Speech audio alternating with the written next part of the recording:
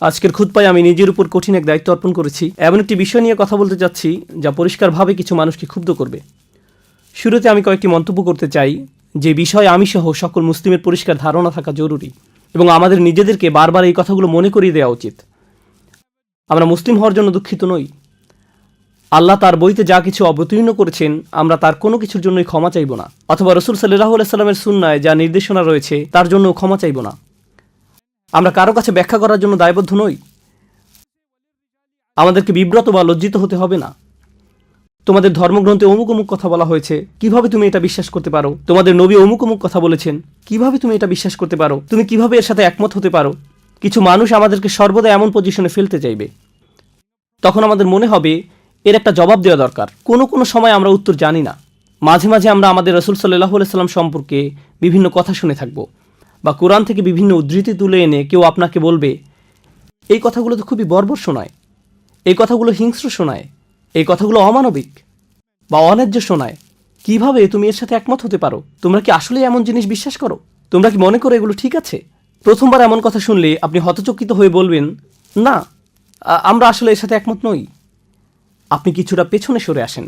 তখন এটা বললে কোনো সমস্যা নেই যে আমি আসলে এই বিষয়টা ভালোভাবে বুঝি না।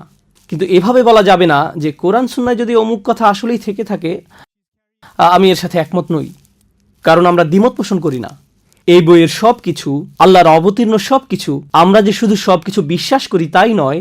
যদিও কেউ কেউ অস্বস্তি অনুভব করে, প্রথমত এরকম অস্বস্তি অনুভব করার কোনো সুযোগ নেই। সুম্মা লা ইয়াজিদু ফি আনফুসিহিম হারাজাম মিম্মা কাদাইত, তাদের অন্তরে যেন কিছুমাত্র কুণ্ঠাবোধ না থাকে তোমার যে কোনো সিদ্ধান্তের ব্যাপারে। ইসলামের অনুসারী হিসেবে আমরা এমনই। এটাই আমাদেরকে মুসলিম বানায়। আমাদের যে শুধু অস্বস্তি থাকে না তাই নয়, বরং আমরা আল্লাহর নিকট আনন্দিত তিনি যত কিছু অবতীর্ণ করেছেন তার সব কিছুর জন্য। এই বই আমাদের জন্য অস্বস্তির কারণ নয়, এই বই আমাদের জন্য আনন্দের উৎস। ফাবিযালিকা ফালিয়াফরাহু হুয়া খায়রুম মিম্মা ইয়াজমাউন, কোরআনের জন্য তারা আনন্দিত হোক। কোরআনের প্রতিটি আয়াত এটা আমার ইমানের অংশ, আপনার ইমানের অংশ। কোরআনের প্রতিটি আয়াতের জন্য আমরা দারুণভাবে প্রফুল্ল হওয়া উচিত, যার পরাণে আনন্দিত। এই বইয়ে বিশ্বাস স্থাপন করার কারণে আমি গর্বিত। এর প্রতিটি আয়াতের উপর আমার আত্মবিশ্বাস রয়েছে। এটা একটা সমস্যা যখন আমি আর আপনি চিন্তা করতে শুরু করি আল্লাহ কোরআনে কিছু কথা বলেছেন, জানি আমাদের সতর্ক থাকা উচিত। আমি কিভাবে এটা অন্যদের কাছে ব্যাখ্যা করব? ভাই, কোনো অমুসলিম যদি প্রশ্ন করে আমি সমস্যায় পড়ে যাব। আমরা গর্তে লুকিয়ে যাই। বিষয়টা আমার আপনার জন্য খুবই লজ্জার যে আমরা জানি না আল্লাহর বইতে কি বলা আছে। আর যখন আমরা জানি না আল্লাহর বইতে কি বলা আছে তখন আমরা তার ব্যাখ্যা করার চেষ্টা করি না। সর্বপ্রথম এই বিষয়টি আমি আপনাদের দৃষ্টিগোচর করতে চেয়েছিলাম আজকের আলোচ্য বিষয়ে ঝাঁপিয়ে পড়ার পূর্বে। দ্বিতীয় যে বিষয়টির প্রতি আমি আপনাদের মনোযোগ আকর্ষণ করতে চাই, এই বইটি শুধু হেদায়েতের বই নয়, এটি স্বাভাবিক মানব প্রকৃতির বই বটে, ফিতরাতের বই। আল্লাহ এই বইটি মানবজাতির উপকারার্থে নাজিল করেছেন। মূলত এমনকি জিনেরাও এই কিতাব থেকে উপকৃত হতে পারে। আর তিনি যেহেতু এই বই অবতীর্ণ করেছেন, তিনি একেবারে ভালো করেই জানেন কার কাছে এই বই পাঠানো হচ্ছে, যাদেরকে তিনি নিজেই সৃষ্টি করেছেন। আলা ইয়ালামু মান খালাক, যিনি সৃষ্টি করেছেন তিনি কি জানেন না? আল্লাহ আমাকে আপনাকে কোনো নির্দেশনা দিবেন না আমরা আসলে কে তা জানার পূর্বে। আর আমরা নিজেদের সম্পর্কে যতটুকু জানি তিনি তার চেয়েও বেশি জানেন। জানেন, কেউ কোনো উপদেশ দিলে আপনি হয়তো বলে ওঠেন উনি যদি আমার অবস্থা ভালোভাবে জানতেন তাহলে হয়তো ভিন্ন রকম উপদেশ দিতেন। কখনো কখনো আপনার খুব ব্যস্ত সময়ে আপনার বস হয়তো কিছু করতে বলে, তখন মনে মনে ভাবেন এই মুহূর্তে আমার হাতে অন্য অনেক কাজ আছে, উনি সেগুলো সম্পর্কে জানেন না। যদি উনি আমার অবস্থা পুরোপুরি জেনে ইনস্ট্রাকশন দিতেন তাহলে হয়তো তার ইচ্ছের পরিবর্তন ঘটতো, তার সাথে আমার আপোষ করার একটা সুযোগ তৈরি হতো। কেউ জানে না আপনি কিসের মধ্য দিয়ে যাচ্ছেন, জীবন কিভাবে কাটছে, পরিস্থিতি কেমন যাচ্ছে, কেমন সামর্থ্য আছে আপনার। আল্লাহর চেয়ে ভালো কেউ জানে না। আর সে আল্লাহই আপনাকে আমাকে কোরআনের এই নির্দেশনাগুলো দান করছেন। সুতরাং তিনি যথাযথভাবেই জানেন তিনি কার সাথে কথা বলছেন এবং কি বলতে হবে। এই নির্দেশনাগুলো সমগ্র মানব জাতির জন্য যথাযথ এবং নিখুঁত। এটা আমার বিশ্বাসের অংশ। আমার এভাবে চিন্তা করা যে আল্লাহ এমন কিছু বলবেন যাতে আমার নিজের কোনো উপকার নেই, এমন চিন্তা আমার বিশ্বাসের বিপরীত। আল্লাহ কখনোই আমাকে আপনাকে কিছু করতে বলবেন না যদি না তাতে আমাদের জন্য উপকার থাকে। এই বইটি আমাদের জন্য আল্লাহর এক বিশাল অনুগ্রহ, আল্লাহর নিকট থেকে আমাদের জন্য রহমা। এজন্যই তিনি বলছেন আর রহমানু আল্লামাল কুরআন, আল্লাহর সকল নামের মধ্যে এই নামটি কোরআন শেখানোর সাথে যুক্ত করা হয়েছে। তিনি বলতে পারতেন আল আজিজ আল্লামাল কুরআন, কর্তৃত্বশালী কোরআন শিখিয়েছেন, যেন আমরা কোরআনকে নিজেদের উপর কর্তৃত্বশালী একটি বই হিসেবে গ্রহণ করি। কিন্তু না, তিনি এমন একজন শিক্ষক হিসেবে নিজের পরিচয় দিয়েছেন যিনি হলেন আর রহমান, অতিশয় বিস্ময়করভাবে দয়ালু, স্নেহপরায়ণ, কল্যাণকামী। তিনিই কোরআন শিক্ষা দিয়েছেন। অতএব তিনি যখন শেখাচ্ছেন ভালোবাসা থেকে, কল্যাণকামিতা থেকে এবং দয়া থেকে। তাই বাহ্যিক দৃষ্টিকোণ থেকে কোনো বিধানকে বেশ কঠোর মনে হলেও বস্তুত এটাও আমাদের জন্য একটা রহমা। এই ব্যাপারগুলো মনের মাঝে গেঁথে নেওয়ার পর আজকে আপনাদের সাথে আমি যা শেয়ার করতে চাই তা হলো আহকাম তথা আল্লাহর বিধানগুলো, আল্লাহর শাসন পদ্ধতিগুলো, আল্লাহর আদেশ নিষেধগুলো। যখন আমরা এগুলো সম্পর্কে ভালোভাবে না জানি তখন এগুলোকে কঠোর মনে হতে পারে। যখন এই বিধিবিধানগুলো ভালোভাবে জানবেন আর এই নিয়ে তো শেখার চেষ্টা করবেন না যে আপনি এগুলো আরেকজনকে ভালোভাবে বোঝাতে চান, আপনি এগুলো শিখবেন নিজের জন্য, ওইটা ভুল নিয়ত কোনো কিছু শেখার জন্য। তা এই জন্য নয় যে আপনার অমুসলিম কলিগকে ব্যাপারটা ভালো করে বোঝাতে পারেন। প্রথমত তাদের নিকট আমাদের ধর্মের সবকিছুর যৌক্তিক ব্যাখ্যা দাঁড় করাতে আমরা বাধ্য নই। আমরা ব্যাপারগুলো নিজেরা নিজেদের জন্য ভালোভাবে বুঝতে চাই, কারণ আল্লাহর কিতাবকে আরো ভালোভাবে বুঝতে আমি নিজেই নিজের কাছে বাধ্য। যখন এই কাজটি আগে সম্পন্ন করব তখন স্বাভাবিকভাবেই আমাদের অন্তরে এমন একটা বাসনা তৈরি হবে যে আমরা এর কল্যাণ অন্যদের সাথে শেয়ার করতে চাইব। যদি শুধু এই একটি কারণ ইসলাম শিখতে চান, মানুষের কাছে প্রচার প্রসার, এতে সমস্যা আছে। এটা ইসলাম শেখার কারণ হতে পারে না, যেন অমুসলিম বন্ধুদের কাছে আপনার লজ্জায় পড়তে না হয়, এটা কারণ হতে পারে না। এখন আলোচ্য বিষয় আবার ফিরে আসছি। আল্লাহ আজ্জা জাল্লার নাজিলকৃত আহকামগুলো, শাসন পদ্ধতিগুলো, আইনগুলো ও নির্দেশনাগুলো সরাসরি মানব প্রকৃতির কাছে আবেদন জানায়। কারণ আল্লাহ জানেন তিনি কাকে সৃষ্টি করেছেন এবং কার প্রতি নির্দেশনাগুলো জারি করছেন। তাই আমরা যখন আল্লাহর বিধানগুলো বুঝতে পারি, আল কোরআনের অভিমতে সেগুলো তখন আমাদের প্রকৃতির সাথে মিলে যায়। আপনার ভেতরে কিছু একটা আছে, একটা চেতনা আপনার ভিতরে আল্লাহ সৃষ্টি করেছেন। আপনার ভিতরে যে ফিতরাত আল্লাহ রেখে দিয়েছেন, যখন আল্লাহর বিধানগুলো বুঝতে পারেন অস্বস্তি লাগার কথা ভুলে যান। আপনি তখন বলে উঠবেন, এটা তো পুরোপুরি যৌক্তিক, ব্যাপারটি কি অসাধারণ প্রজ্ঞাময়, কি অসাধারণ সুন্দর। কিন্তু আমরা যদি এইরকম উপসংহারে পৌঁছাতে সক্ষম না হই, সম্ভবত এখন আমরা যথেষ্ট চিন্তাভাবনা করিনি আল্লাহর আহকামগুলো নিয়ে, বিধিবিধানগুলো নিয়ে, শাসন পদ্ধতিগুলো নিয়ে। অন্যদিকে সম্ভবত আমাদের অন্তরে ময়লা জমা হয়ে গেছে। আল্লাহ আজ্জা জাল্লাহ আমাদেরকে উভয়টি দান করুন, আল্লাহর বইয়ের ভালো বুঝ এবং পরিশুদ্ধ অন্তর। তো আল কোরআনের রাজনৈতিকভাবে সবচেয়ে অশুদ্ধ আলোচনার একটি হলো নারী পুরুষের ব্যভিচারের শাস্তি। সে শাস্তিটা হলো তাদেরকে বেত্রাঘাত করো, ফাজরিদু কুল্লা ওয়াহিদিম মিনহুমা মিআতা জালদাহ, তাদেরকে কষাঘাত করো বা চাবুক দিয়ে পেটাও 100 বার।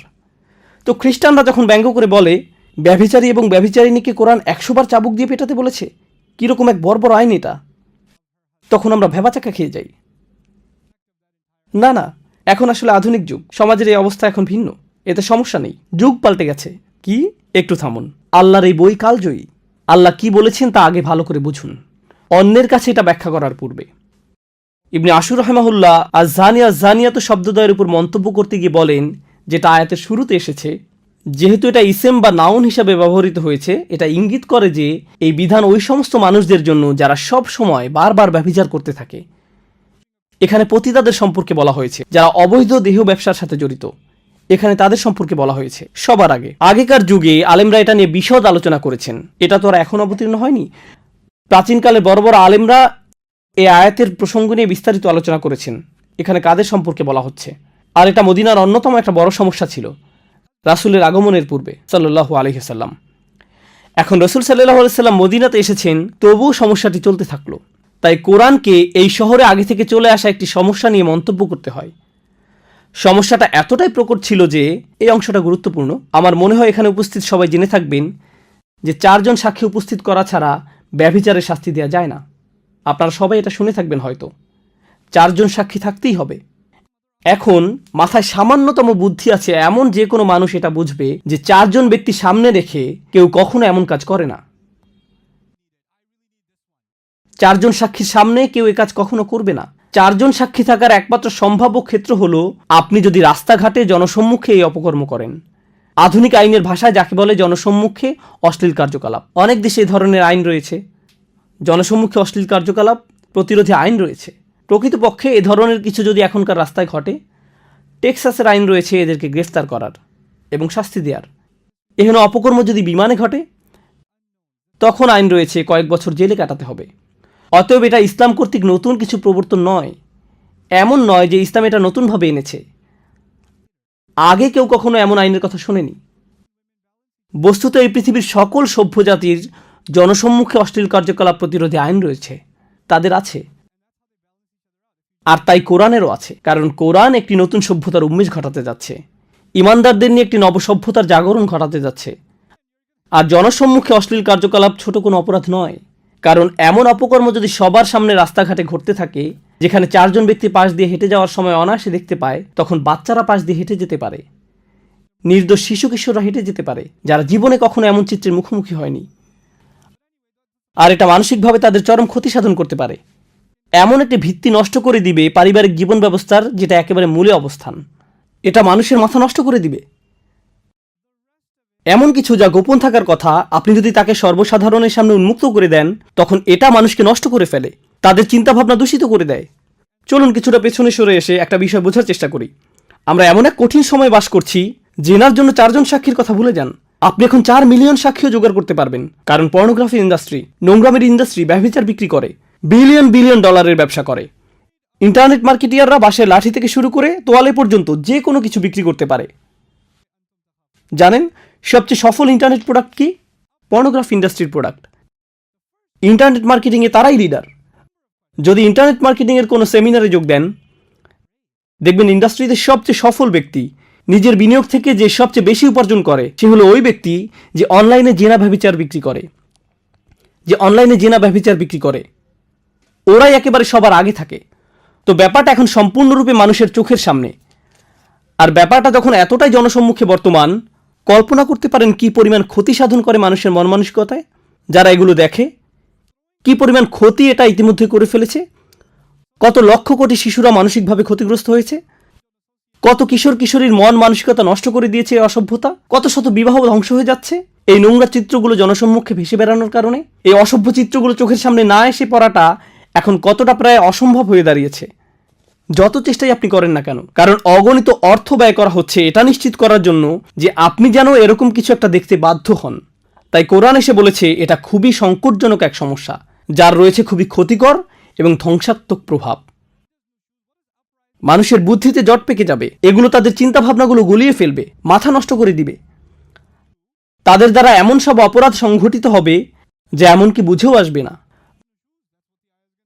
মার্কিন যুক্তরাষ্ট্রে কি পরিমাণ জঘন্য অপরাধ সংঘটিত হয় শিশুদের বিরুদ্ধে, কি পরিমাণ যৌন নির্যাতনমূলক অপরাধ সংঘটিত হয়, প্রতি মিনিট পর পর পুলিশের কাছে কি পরিমাণ রিপোর্ট আসে। এমন ধরনের অপরাধ ঘটতে থাকে যখন আপনি বারবার এসব জঘন্য চিত্রের মুখোমুখি হন। এরপর এটা সমাজের স্বাভাবিক চিত্র হয়ে দাঁড়ায়। তাই কোরআন এগিয়ে এসে বলে, না, কেউ যদি জনসম্মুখে এমন নির্লজ্জ অপরাধ করে বসে, তখন তোমাদেরকে অবশ্যই তাকে শাস্তি দিতে হবে। চলুন এখন শাস্তি নিয়ে কথা বলি। তাদেরকে হত্যা করতে বলা হয়নি, তাদেরকে চাবুক পেটা করতে বলা হয়েছে 100 বার। আর যখন 100 বার চাবুক পেটা করা হয়, আল্লাহ আজ্জা জাল্লা শুধু বলেননি চাবুক পেটা করো, এতেই সমস্যা শেষ। ইসলামী আইনবিদেরা, এই দিনের বড় বড় আলেমেরা, সাহাবারা সুদীর্ঘ আলাপ আলোচনা করতেন কিভাবে এই মানুষগুলোর সমস্যার সমাধান করা যায়। প্রসঙ্গত এই ধরনের মানুষদের শাস্তির কথা আল্লাহ শুধু কোরআনের এই এক জায়গায় বলেননি, সূরাতুন নূরের আগে আরও আয়াত এসেছে। সূরাতুন নূরের বেশ পূর্বে সূরাতুন নিসায় এসেছে, আল্লাযানি ইয়াতিয়ানিহা মিনকুম ফাআযুহুমা, আর তোমাদের মধ্যে থেকে যে 2 জন অপকর্ম করবে। কোন লোক ইসলাম গ্রহণ করলো সে সময়ের মদিনাতে, সে ইসলাম গ্রহণ করলো, বা কোনো মেয়ে ইসলাম গ্রহণ করলো, কিন্তু ইসলাম গ্রহণ করার পূর্বে তারা বয়ফ্রেন্ড গার্লফ্রেন্ড ছিল, তারা বিবাহ বন্ধনে আবদ্ধ ছিল না। বিয়ে ছাড়া যে এমন সম্পর্ক স্থাপন করা যাবে না তা তারা জানতো না, কারণ তারা মুসলিম ছিল না। এখন হঠাৎ করে তারা ইসলাম গ্রহণ করে ফেললো। শাহাদা গ্রহণ করার পর 1 রাতের মধ্যেই তারা বিশাল ধার্মিক হয়ে গেছেন। ব্যাপারটা এমন নয়, তারাও মানুষ ছিলেন, তারা ধীরে ধীরে ধার্মিক হয়ে উঠছেন। যেমন আল্লাহ নিজেই বলছেন, লাতার কাবুন্না তবাকান আন তবাক, তোমরা অল্প অল্প করে নিজেদের উন্নত করে তুলবে। তাই আল্লাহ এমন ধরনের দৃশ্যপটের কথা আলোচনা করেছেন। রাসূলের মাদানী জিন্দেগির একেবারে শুরুর দিকে এমনকি কোনো মুসলিমও হয়তো এ ধরনের কোনো ভুল কাজ করে ফেলতে পারে। কোনো যুবক ছেলে নফসের তাড়না বিয়ে ছাড়াই কিছু একটা করে ফেললো, সে এখনো বিয়ে করেনি, কিন্তু একটি মেয়ের সাথে সে কিছু একটা করে ফেললো। এখন এদেরকে নিয়ে কি করবেন? কোরআনের আয়াত অবতীর্ণ হলো, যা এই আয়াতগুলো দ্বারা মানসুখ হয়ে গেছে অনেক আলেমের অভিমতে। তাদের জন্য কোন ধরনের শাস্তি নির্ধারণ করা হয়েছিল? আল্লাযানি ইয়াতিয়ানিহা মিনকুম, আর তোমাদের মধ্যে থেকে যে 2 জন অপকর্ম করবে, ফাআযুহুমা, তাদেরকে শাস্তি প্রদান করো। কিভাবে শাস্তি দিতে হবে তা আল্লাহ বলেননি, তিনি শুধু বলেছেন তাদেরকে শাস্তি প্রদান করো। তো সাহাবারা এটা নিয়ে দীর্ঘ আলোচনায় লিপ্ত হতেন। ইবনে আব্বাস রাদিয়াল্লাহু তাআলা আনহু এবং কয়েকজন সাহাবা বলতেন, আল্লাহ হয়তো এখানে তাদেরকে বকাঝকা করার কথা বলছেন, তাদেরকে ডেকে এনে ধমক দিয়ে বলো, কিভাবে তোমরা এমন কাজ করতে পারলে। অন্য কেউ বলতেন, আমাদের উচিত একটি লাঠি দিয়ে তাদের পায়ের নিম্নাংশে পেটানো 10 বারের মতো। তখন এটাই হবে তাদেরকে কষ্ট দেওয়া। তাদেরকে চাবুক পেটা বা কাটা ছেঁড়ার কথা কেউ কখনো চিন্তাই করেনি। উল্টো করে ঝুলিয়ে রাখা বা পাথর মারার কথাও কেউ চিন্তা করেনি। না না না, তখন এই ধরনের কোনো বিধান আসেনি। তারা যুবক বয়সের তাড়নায় একটি ভুল করে ফেলেছে। ব্যাপারটাকে সহজভাবে গ্রহণ করুন। তারা মাত্র কিছুদিন হলো ইসলাম গ্রহণ করেছে, ভুল কাজটা ঘটে গেছে, ঠিক আছে, তাদেরকে তিরস্কার করতে হবে। প্রসঙ্গত এটা কোরআনেরই বিধান, ফা ইন তাবা ওয়া আসলাহা ফা আরিদু আনহুমা। অতঃপর যদি তারা তওবা করে এবং বলে যে আমরা আর কখনো এমন কাজ করব না, বা যদি তাদের বিয়ে হয়ে যায় তবে তাদেরকে ছেড়ে দাও, এটা নিয়ে আর বাড়াবাড়ি করতে যেও না। ফা আরিদু আনহুমা, তাদেরকে উপেক্ষা করো, তাদের ব্যাপারে নিবৃত্ত হও। ইন্নাল্লাহা কানা তাওয়াবার রহিমা, নিশ্চয়ই আল্লাহ অতিশয় তওবা কবুলকারী, পরম দয়ালু। তাদেরকে স্বাভাবিক জীবনযাপন করতে আর বাধা দিও না।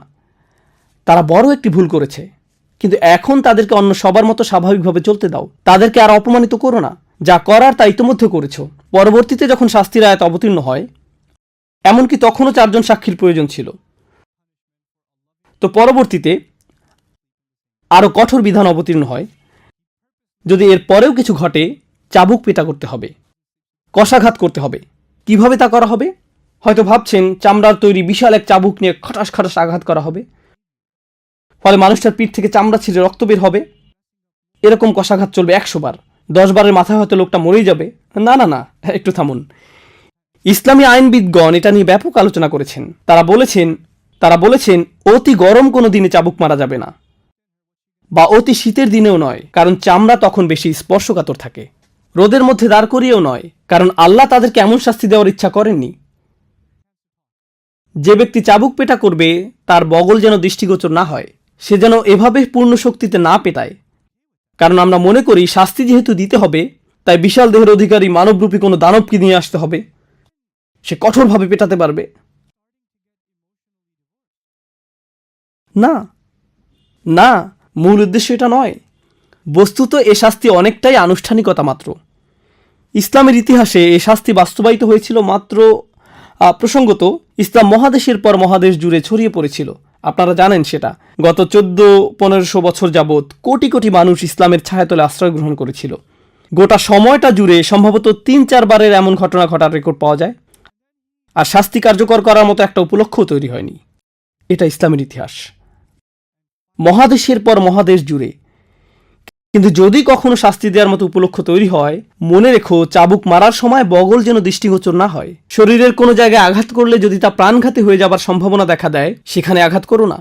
যদি আঘাতের ফলে শরীরের কোনো অংশ ফেটে যায়, দ্বিতীয়বার সেখানে আঘাত করো না। মুখে আঘাত করো না, স্পর্শকাতর কোনো স্থানে আঘাত করো না। এভাবে পুঙ্খানুপুঙ্খ নির্দেশ দেয়া হয়েছে। কিন্তু এটা আসলে আমার খুতবার মূল বিষয়বস্তু নয়। এই শাস্তি ব্যাখ্যা করার জন্য আজকের খুতবার অবতারণা করা হয়নি। ব্যাপারটা হলো আল্লাহ সিদ্ধান্ত নিয়েছেন জনসম্মুখে অশ্লীল কার্যকলাপ বড় ধরনের অপরাধ, কারণ এটা সমাজ নষ্ট করে ফেলে, তাই এর জন্য শাস্তি দিতে হবে।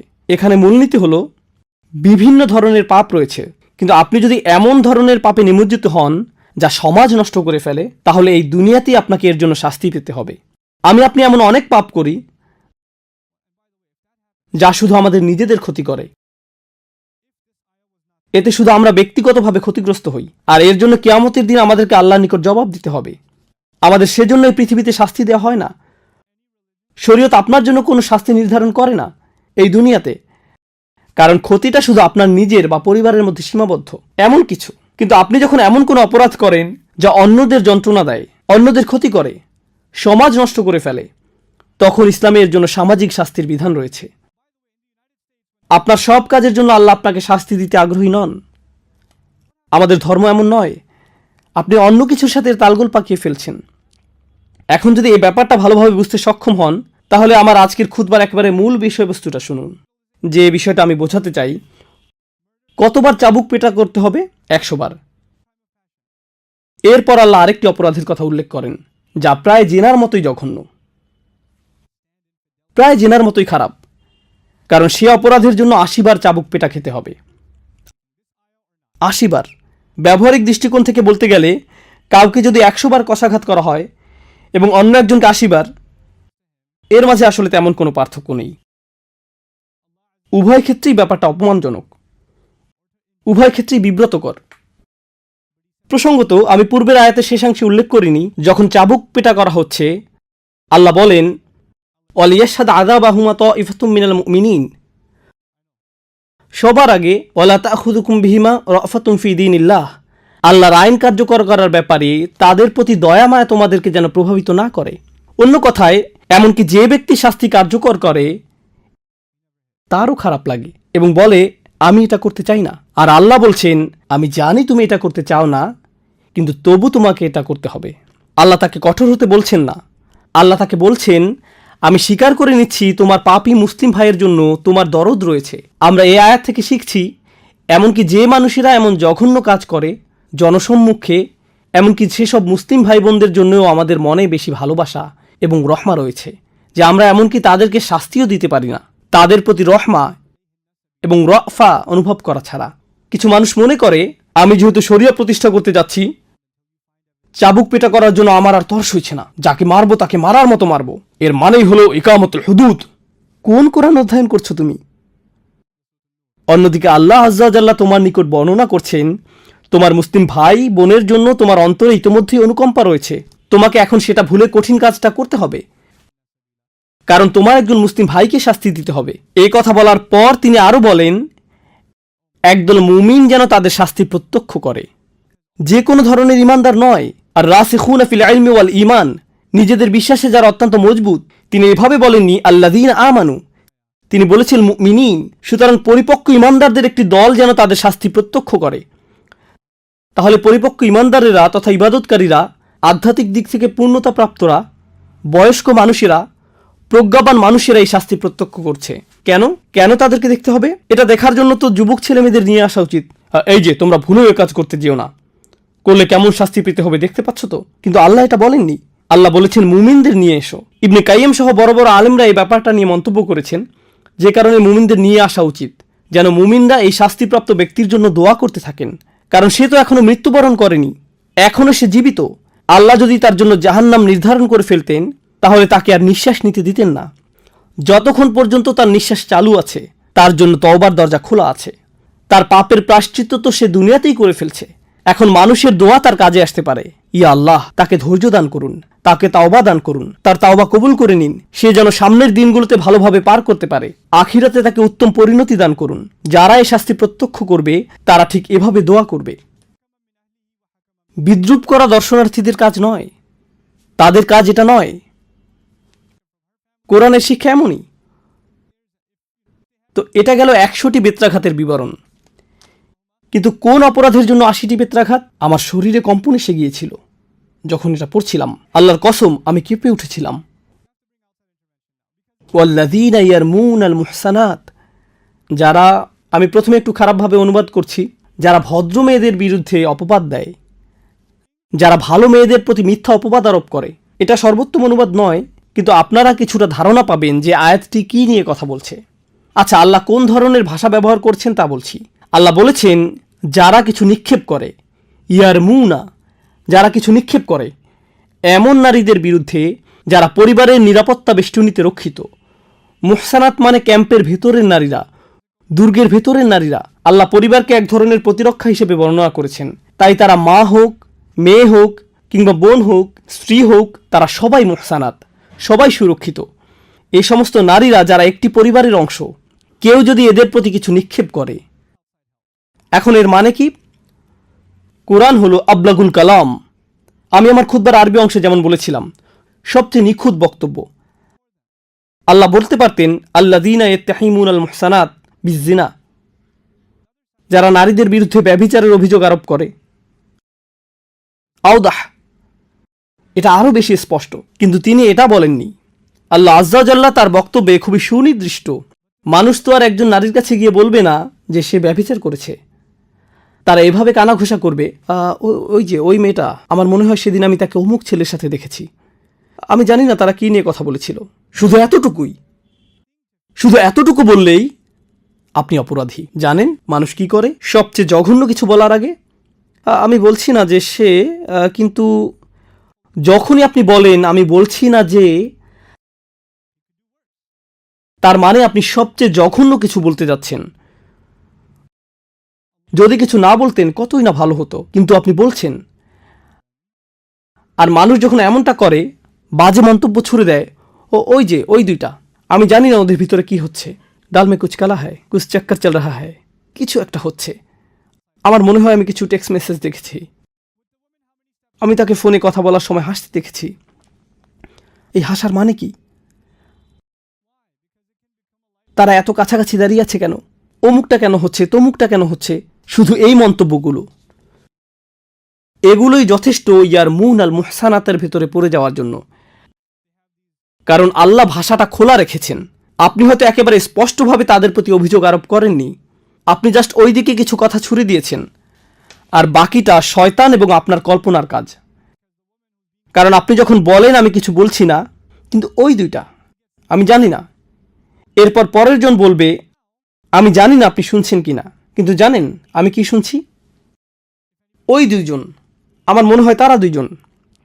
এরপর ব্যাপারটা খারাপ থেকে আরো খারাপ হতে থাকে। সবাই বলছে কাউকে কিছু বলতে যেও না, কিন্তু সবাই এটা নিয়ে কথা বলছে, আর সবাই সবাইকে বলছে আর কাউকে বলবেন না। সবাই বলছে কাউকে কিছু বলতে যেও না। এরপর কি ঘটে?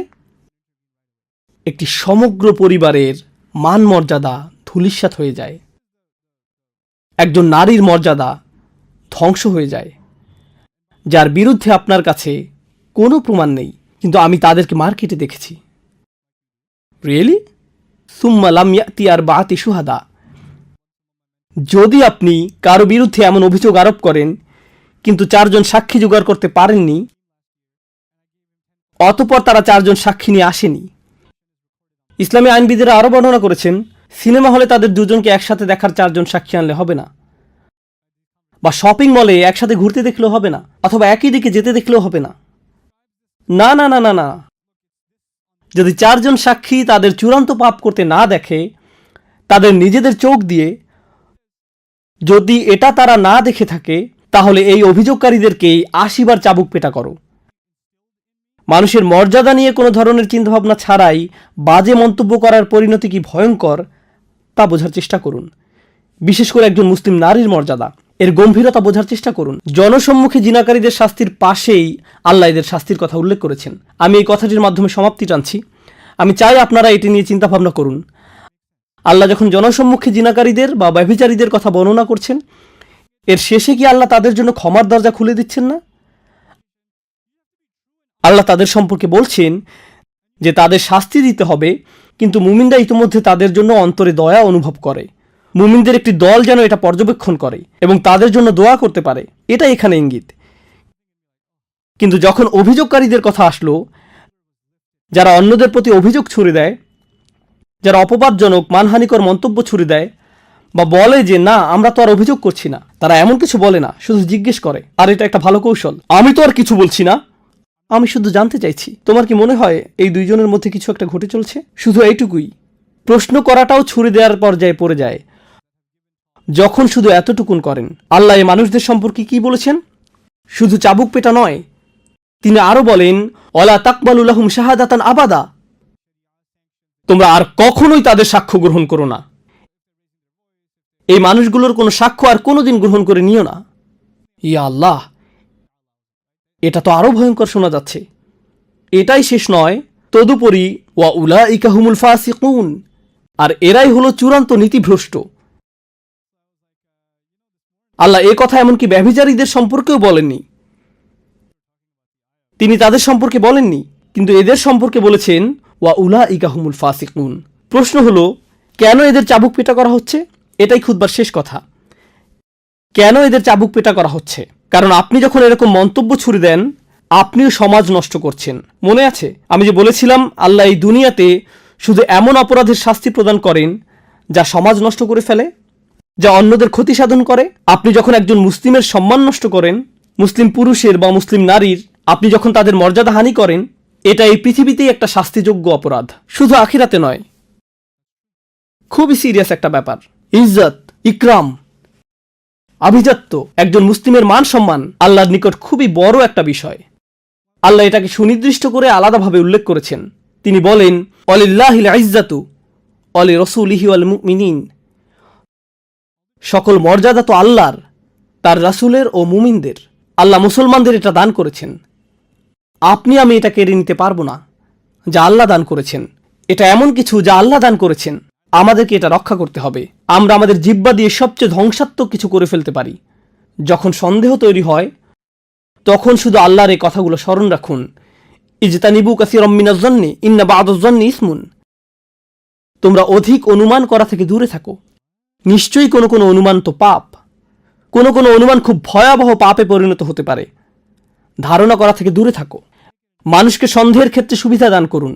আপনি ওই দুজনকে চিনেন না, তারা পরস্পরের হাত ধরে আছে এবং ওই দিকে হেঁটে যাচ্ছে। ওহ, নিশ্চয়ই তারা বিবাহিত, অথবা হয়তো তারা ভাই বোন। না না, আমার তো মনে হয় না। থামুন, বাদ দিন, অন্যদিকে চলে যান, ইস্তিগফার করুন। এখানে আপনার মাথা ঘামানোর দরকার নেই। একজন ব্যক্তির উপর ইসলামের সৌন্দর্যের একটি দিক হলো তার সাথে সম্পর্কিত নয় এমন কাজ সে বর্জন করে চলে। এখানে আপনার হস্তক্ষেপ করার দরকার নেই। এটা নিয়ে কথা বলবেন না। আমরা দোয়া করছি আল্লাহ আজ্জা জাল্লাহ যেন আমাদের জিহ্বা রক্ষা করেন, অন্তর রক্ষা করেন, পরস্পরের ক্ষতি করা থেকে যেন আমাদের রক্ষা করেন। আল্লাহ আজ্জা জাল্লাহ আমাদেরকে তাদের অন্তর্ভুক্ত করুন যারা অন্যদের মান সম্মান নিয়ে কথা বলার সময় সাবধান থাকে। আল্লাহ আজ্জা জাল্লাহ আমাদেরকে তাদের অন্তর্ভুক্ত হওয়া থেকে রক্ষা করুন যারা শুধু অজুহাত দিয়ে বেড়ায় এবং অজুহাতের পেছনে লুকায়। আল্লাহ আজ্জা জাল্লাহ আমাদেরকে নিজেদের ভুলগুলো ভুল হিসেবেই দেখার সামর্থ্য দান করুন এবং তার কাছে ক্ষমা চাওয়ার সামর্থ্য দান করুন, এবং অন্যদের কাছেও যাদের সম্পর্কে আমরা মন্দ কথা বলে ফেলেছি। আল্লাহ আজ্জা জাল্লাহ সকল মুসলিমদের ইজ্জত রক্ষা করুন, বিশেষ করে এই উম্মার মেয়েদের। আল্লাহ আজ্জা জাল্লাহ আমাদের মায়েদের ইজ্জত রক্ষা করুন, আমাদের স্ত্রীদের, আমাদের কন্যাদের এবং আমাদের বোনদের। আল্লাহ আজ্জা জাল্লাহ আমাদের সমগ্র পরিবারের মর্যাদা রক্ষা করুন, এবং আল্লাহ আজ্জা জাল্লাহ আমাদেরকে এমন একটি প্রজন্ম গড়ে তুলতে সাহায্য করুন যারা আমাদের চেয়েও আল্লাহর অধিক নিকটবর্তী হবে। বারাকাল্লাহু লি ওয়া লাকুম ফিল কুরআনিল হাকিম ওয়া নাফা'নি ওয়া ইয়্যাকুম বিল আয়াতি ওয়া যিকরিল হাকিম।